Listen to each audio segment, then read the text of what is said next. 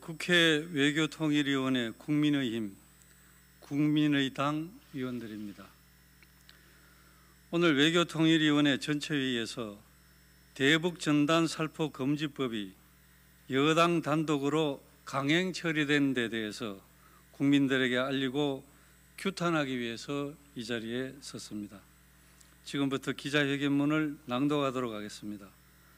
어제 국회 외교통일위원회 법안소위에서 이른바 대북전단살포금지법이라 불리는 남북관계 발전에 관한 법률 개정안이 야당 의원들의 퇴장 속에 여당 단독으로 강행 통과된 데 대해서 오늘 외교통일위원회 전체 회의에서도 여당 단독으로 처리됐습니다.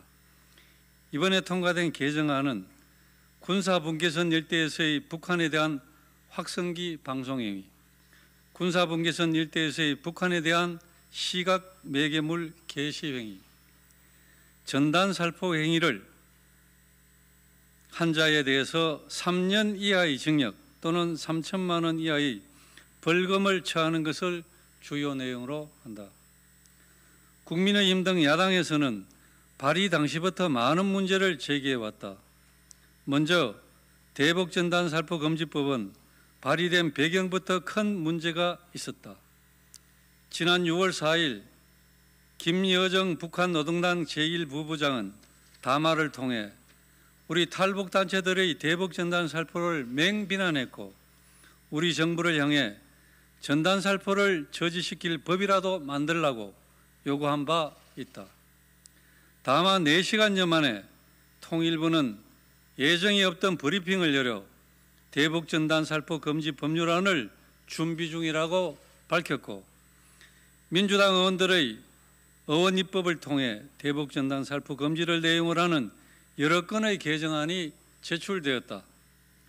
김여정의 말 한마디에 대한민국 정부와 국회까지 움직이는 초유의 굴종적인 사태가 벌어진 것이다. 대북전단살포를 금지하는 행위는 헌법적 가치인 표현의 자유를 제한하는 것으로 위헌의 가능성이 높다.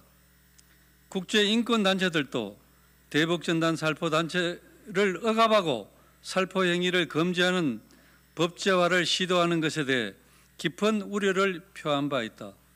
더욱이 대북전단살포금지법은 지난 2010년 국가인권위원회가 전원회의를 통해서 결정한 북한 주민의 외부 정보 접근권을 보장해야 한다는 취지의 권고안을 정면으로 뒤집는 것이다.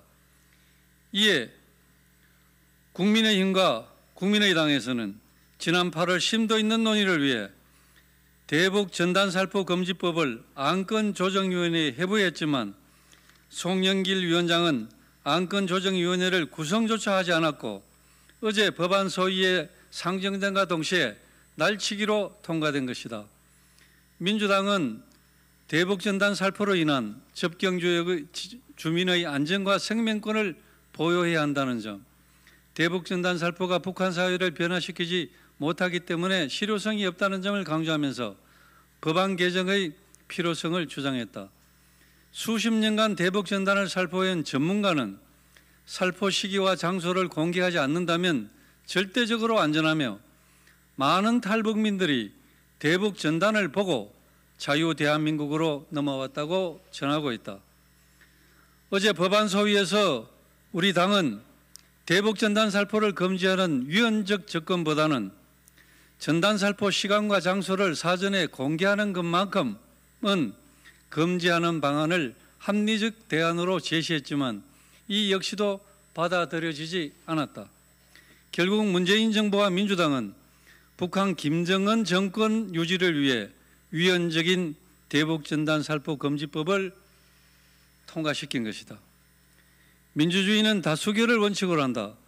그러나 민주주의가 빛나는 이유는 소수의 의견을 존중하고 협치가 가능하기 때문이다. 민의의 전당인 국회는 그동안 상임위 법안 소위에서 야당의 의사를 존중해 만장일치라는 관례를 유지해왔다. 국회 정보위 국가보안법 개정안의 여당 단독 처리에 이어 이번 대북전단살포금지법 단독 처리는 다수당의 횡포이자 의회 독재로 민주당은 지금 의회 민주주의를 짓밟고 있다. 민주당에 요구한다. 하나, 송영길 외교통일위원회 위원장과 민주당 의원들은 대북전단살포금지법의 일반 강행 처리에 대해 즉각 사과하라. 하나, 민주당은 위헌적 소지가 있는 대북전단살포금지법의 국회 통과를 즉각 중단하고 철회하라. 이를 받아들이지 않을 경우 헌법재판소의 위헌법률 심판을 포함한 가능한 조치를 검토할 것이다. 이상입니다.